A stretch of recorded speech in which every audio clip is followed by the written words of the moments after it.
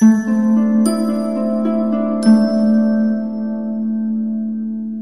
learners, Block 1, Unit 2 of the course Foundational Skills for Research and Writing is titled Research from Etymology to Execution.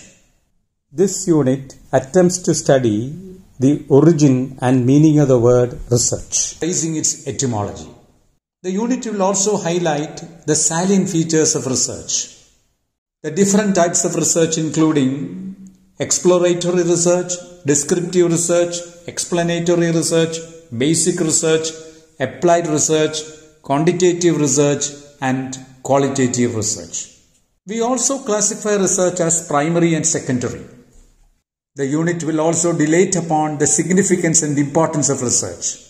It also incorporates certain aspects of the research design, including a research question, a research problem, how you should collect the data, a research approach, and so on and so forth.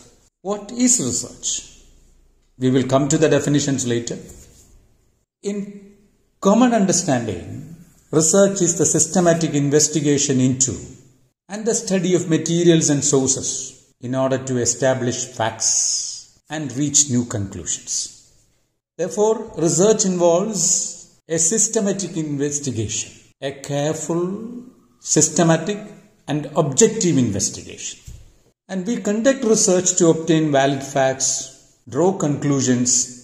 The word research comes from a French word, recherche, meaning to go about seeking.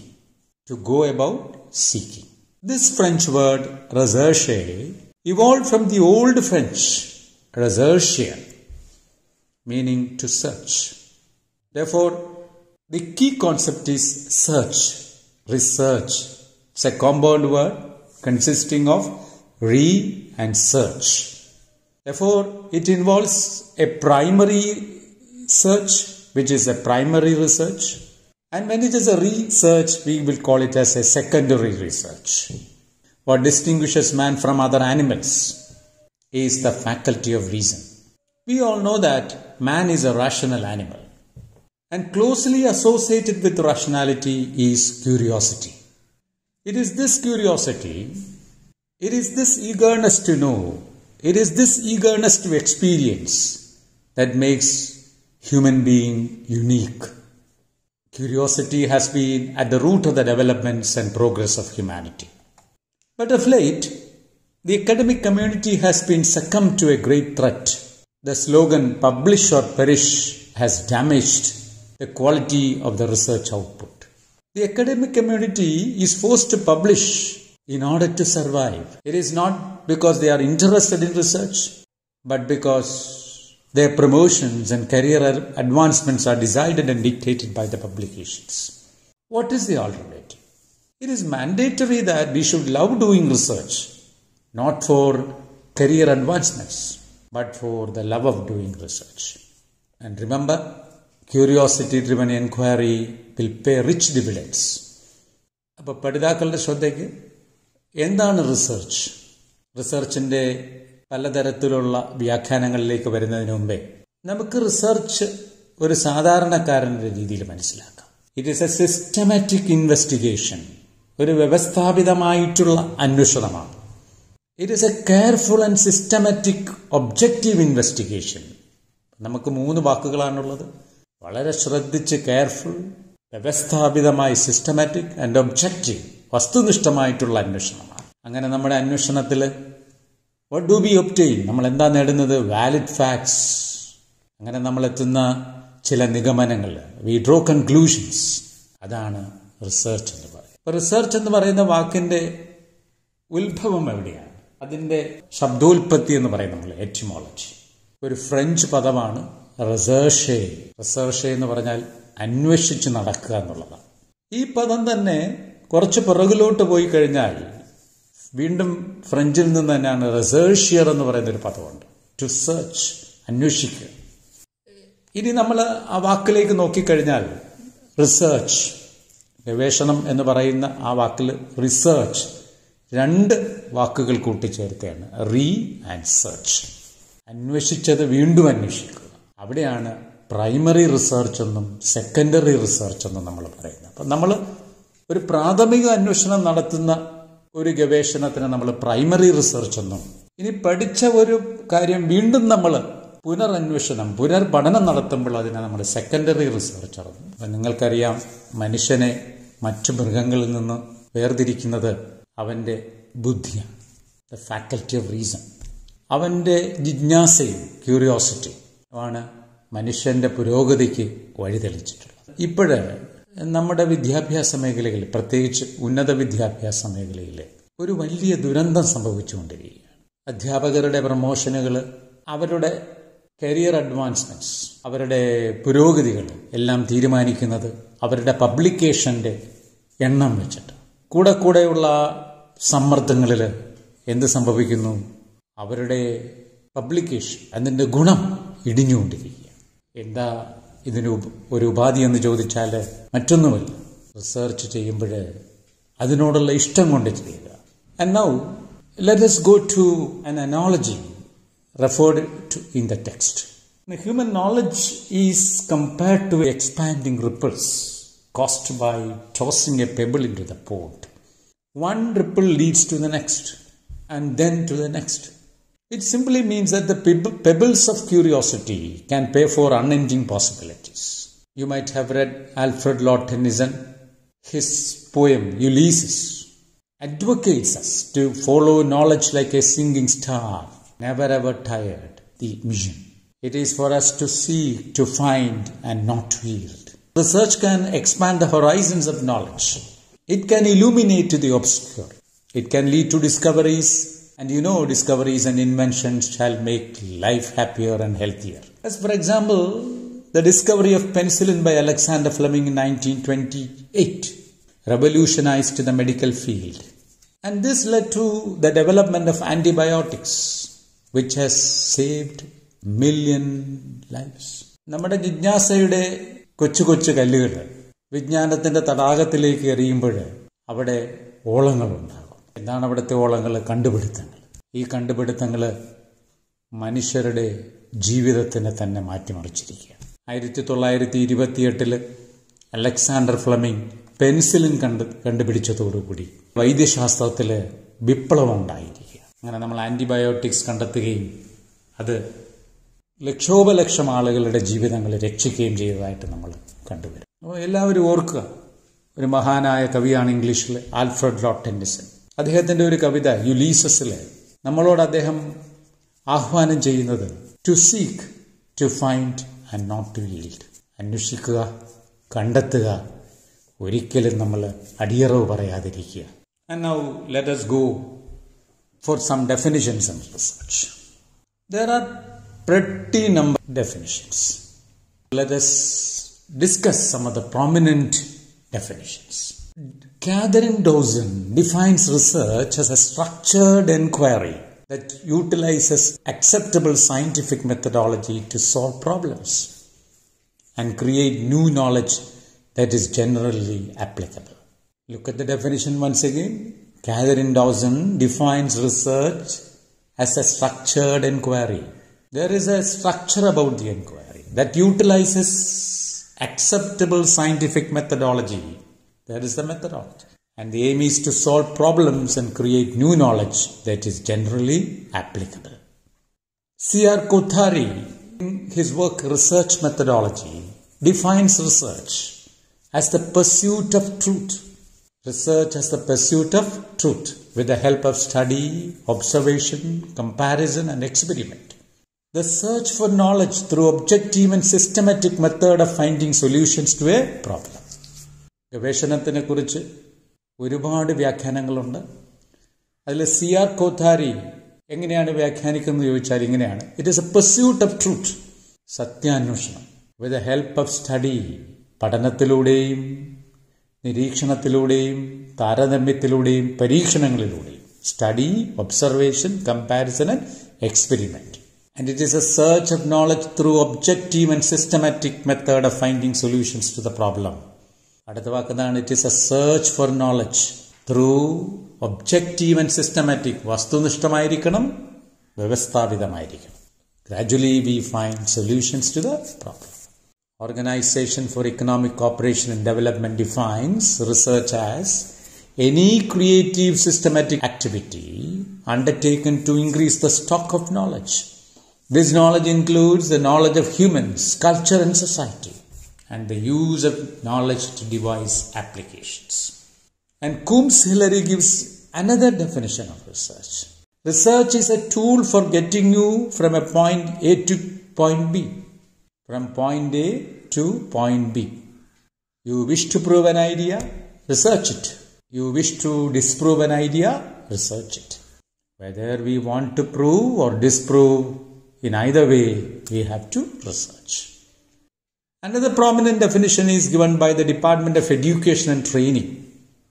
Quote, research is defined as the creation of new knowledge and or the use of existing knowledge in a new and creative way as to generate new concepts, methodologies and understandings. Now let us go to the salient features of research. Now there are several salient features. All the features are equally significant, and some of the salient features are: research should be systematic and methodical. Research should be empirical. Research should be self-correcting. Research must be skeptical. It should be ethical. Therefore, let's go one by one. Research must be systematic and methodical. The research should follow an organized, structured method. അതിന് വളരെ വ്യവസ്ഥാപിതവും വളരെ രീതിപരമായിട്ടുള്ള ഒരു പ്രക്രിയയുണ്ട്. It should not be random or haphazard. It should be logical. It should be meticulously planned. And by the word empirical, what do we mean? Research should rely on direct experience, direct observations. Data and evidence are crucial. By empirical we mean the research must rely on direct experience and observations. Data and evidence are important, are crucial, are critical. A good researcher is always ready to correct himself. Research should be self-correcting. As new conclusions emerge, he has to revise, and a researcher must be skeptical. He should have a questioning approach. He should never take for granted that something is true. Research must adhere to professional, legal, and social values. Ethics are paramount. No research should be detrimental to human progress. അപ്പോൾ എന്താണ് റിസർച്ചിൻ്റെ പ്രത്യേകതകൾ? Research എപ്പോഴും വളരെ വ്യവസ്ഥാപിതമായിരിക്കണം, systematic ആയിരിക്കണം, മെത്തോഡിക്കൽ process ഉണ്ടാകും, രീതി ഉണ്ടായിരിക്കും. It should be empirical, അത് അനുഭവപരമായിരിക്കും. നമ്മൾ കളക്ട് ചെയ്യുന്ന ഡാറ്റ എപ്പോഴും കൃത്യമായിരിക്കണം. ഒരു റിസർച്ചർ സംശയാസ്പദമായിരിക്കണം ഏതൊരു വിഷയത്തെയും സമീപിക്കണം. ധാർമ്മികത ഗവേഷണത്തിൻ്റെ അടിസ്ഥാനമാണ്. What are the diverse methods in research? We all know that research makes use of an array of methods. There are different study designs depending upon the subject, the scope of the subject, the approach to the subject. We can collect the data through surveys, interviews, focus groups, laboratory experiments, field research, and so on. ഗവേഷണം പല മാർഗങ്ങൾ ഉപയോഗിക്കുന്നു. അപ്പോൾ അത് ഓരോ രീതികളും അത് വിഷയത്തിനെ ആസ്പദമാക്കിയിരിക്കും. ഇനി what are the motives of research? There are several motifs.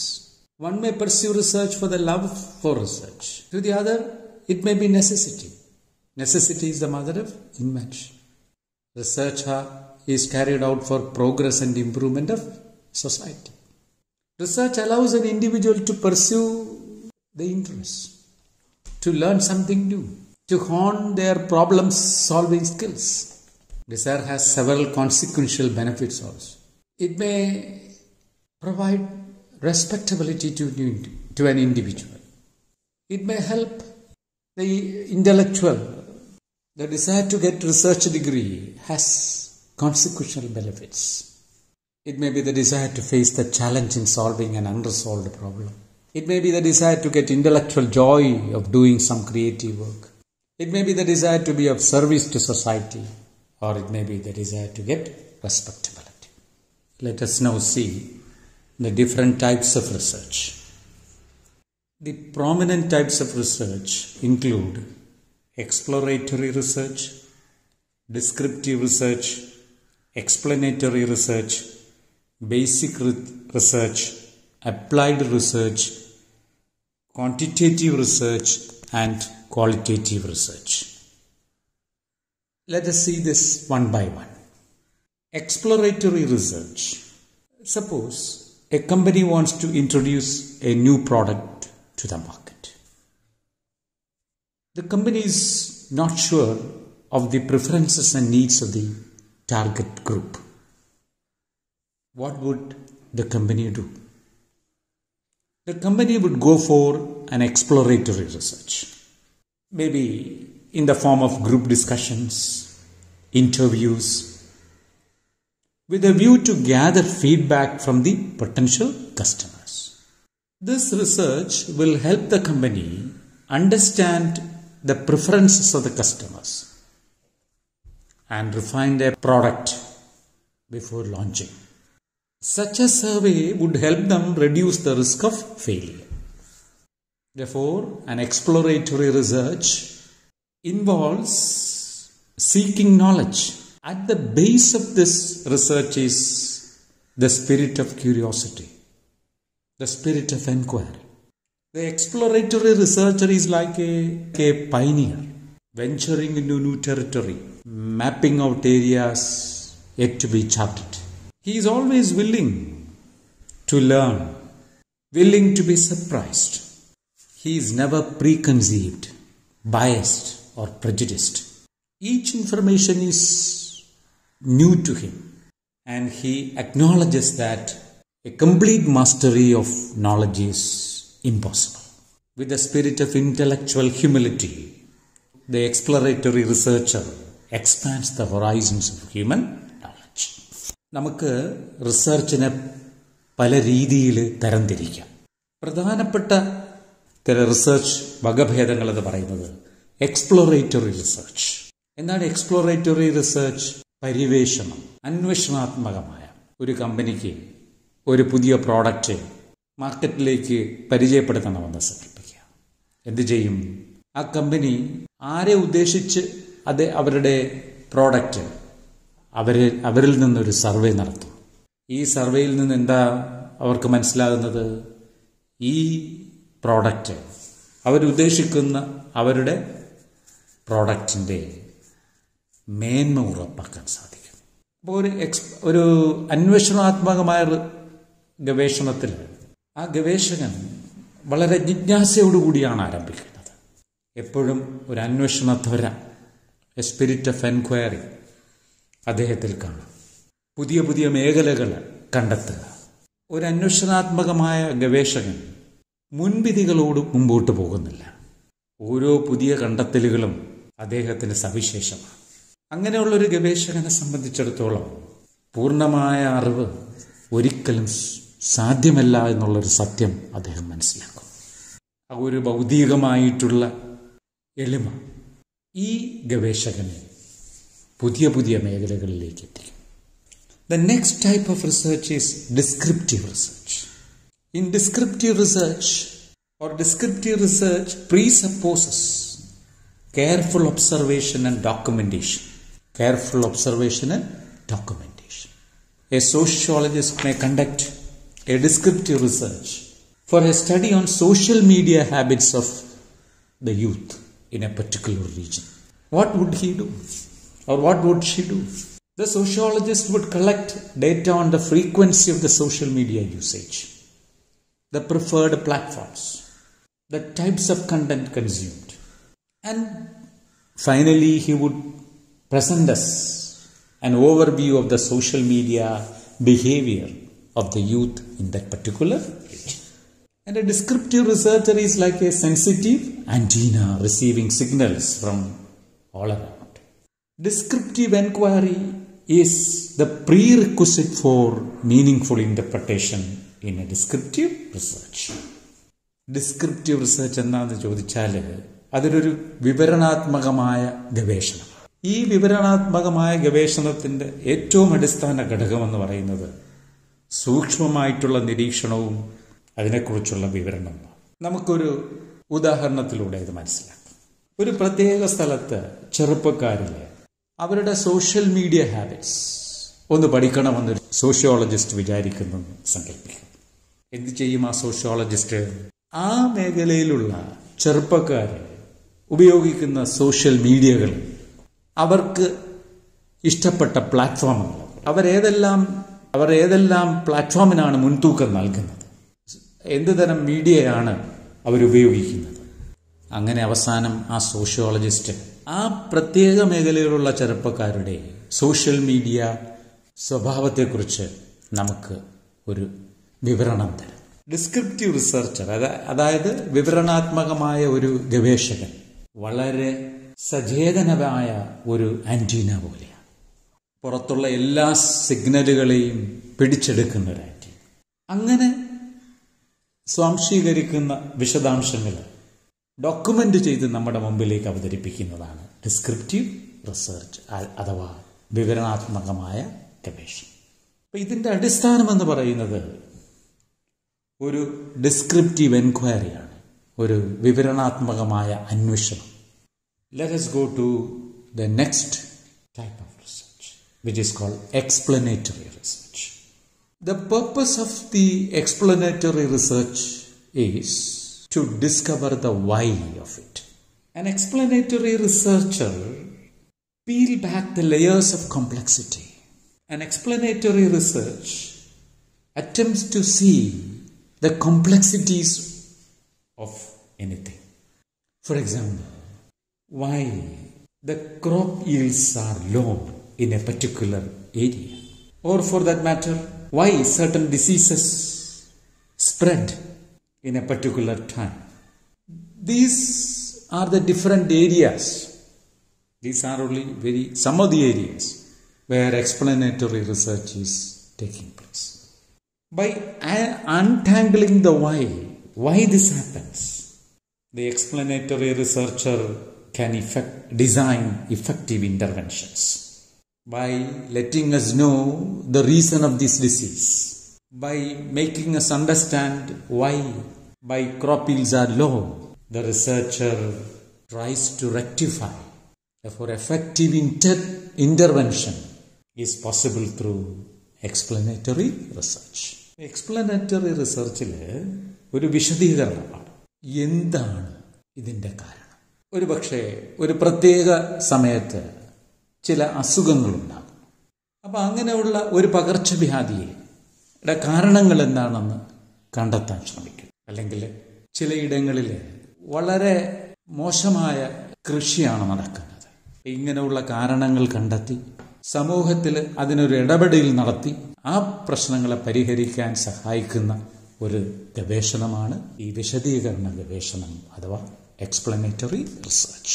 The next is basic research. Basic research is otherwise called pure research or fundamental research. This research aims at expanding the scientific knowledge, the scientific theories. It has been responsible for great discoveries and advancements. Take for example electricity. In the 18th and 19th centuries, experiments on static electricity and magnetism were done purely because of scientific interest. But this led to the discovery of electric bulb, electric motor, electrical grid, etc. Newton's laws of motion, Einstein's theory of relativity, Thomas Alva Edison inventing the modern light bulb. All these are examples of basic researches. അപ്പോൾ അടിസ്ഥാനപരമായിട്ടുള്ള ഗവേഷണം കൂടുതലും ശാസ്ത്രമേഖലയിലാണ് നടക്കുന്നത്. ഈ അടിസ്ഥാന ഗവേഷണങ്ങളിൽ അവർ കണ്ടെത്താൻ ശ്രമിക്കുന്നത് അതിൻ്റെ തിയറിയാണ്, അതിൻ്റെ ശാസ്ത്ര അറിവ്. ന്യൂട്ടൺ ലോസ് ഓഫ് മോഷൻ പഠിച്ചു, ഐൻസ്റ്റീൻ്റെ റിലേറ്റിവിറ്റി തിയറികൾ, ഇതെല്ലാം കാണിക്കുന്നത് ഈ ഗവേഷണത്തിൽ ഊന്നൽ നൽകുന്നത് കൂടുതലും പ്യുവർ നോളജ് അഥവാ തിയറിയിലാണ്. സിദ്ധാന്തങ്ങൾക്ക് പ്രാധാന്യം നൽകിയിട്ടുള്ള ഈ ഗവേഷണത്തിനെയാണ് നമ്മൾ അടിസ്ഥാന ഗവേഷണം എന്ന് പറയുന്നത്. The next type of research is called applied research. Applied research, as the term indicates, is the application of a theory, application of a concept. Therefore, it is the gradual transformation from science to technology. In the earlier chapter, we have seen that the laws of motion, the theory of relativity, were mere abstract or theoretically oriented researches. The attempt to understand electromagnetism led to electric power. Knowledge of aerodynamics led to aviation. പ്രായോഗിക ഗവേഷണം എന്ന് പറയുമ്പോൾ ഓരോ സിദ്ധാന്തങ്ങളും പ്രായോഗിക തലത്തിലെത്തിക്കുക എന്നുള്ളതാണ്. നമ്മുടെ പല കണ്ടുപിടുത്തങ്ങളുടെയും പിന്നിൽ ഒത്തിരി സിദ്ധാന്തങ്ങളുണ്ട്. ഇലക്ട്രോമാഗ്നറ്റിസത്തിന്റെ പഠനത്തിൽ നിന്നാണ് ഇലക്ട്രിസിറ്റിയും ടെലികമ്മ്യൂണിക്കേഷനും നമ്മൾ വികസിപ്പിച്ചത്. അറ്റോമിക് തിയറിയിൽ നിന്ന് നമ്മൾ ന്യൂക്ലിയർ എനർജി ഉണ്ടാക്കി. എയറോഡൈനാമിക്സിന്റെ പഠനങ്ങൾ വിമാനങ്ങളെ ഉണ്ടാക്കാൻ സാധിച്ചു. The next type of research is called quantitative research. Imagine a group of sociologists studying voter turnout in elections, age-wise. Now, the sociologists want to study the age-wise voter turnout. What would the sociologists or they do? What would they do? They gather the census data on turnout rates for different age groups. Maybe 4 or 5 elections, 10 elections or so. These turnout would then be given to statistical tests. Quantitative data analysis will reveal how the voters have expressed their attitude towards voting. Social science uses quantitative methods like statistics to study such phenomena. For quantitative research depends on numbers and measurable data. With numbers and measurable data, they provide a rigorous way to test our beliefs and assumptions. Large sample sizes, statistical tests can uncover patterns that emerge across populations. Quantitative research is undertaken, and now let's go to the qualitative research. The qualitative research, as the name indicates, try to study this complex world. They look beyond numbers and statistics. The researchers would dig deep into the human experiences. They would resort to interviews, observations to gather the inner workings of society. They come to know people's motivations, their perspectives, etc. The qualitative research emphasizes the why and not the how. How much is not what is important, the why. They rely on observation. From observation they try to interpret, and this would help them come to conclusions.